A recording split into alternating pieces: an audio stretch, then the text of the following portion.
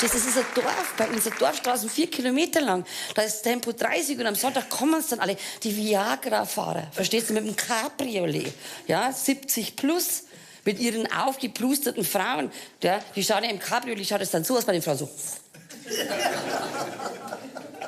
Dann fahren Biker durch, Biker. So, die hinten, wo hinten auf den Jacken steht, wenn du das lesen kannst, ist meine Frau runtergefallen. Und das lassen wir uns nicht gefallen. Dann, wenn wir am Sonntag die wieder durchrasen mit 100 km/h, dann rufen wir den Basti an, den Meier Basti, der wohnt am Anfang vom Dorf und der hat am Bulldog einen Traktor. Und das sind allein schon, die Räder sind 5 Meter hoch. Ja, der fährt 20 Stundenkilometer und braucht 2 Fahrstreifen. Und den schickt man dann auf Dorfstraße. Ja, und dann gibt's einen Stau bis Salzburg. Und dann kriegen wir alle in unserer WhatsApp-Gruppe eine Nachricht vom Basti, das Safety Car ist draußen.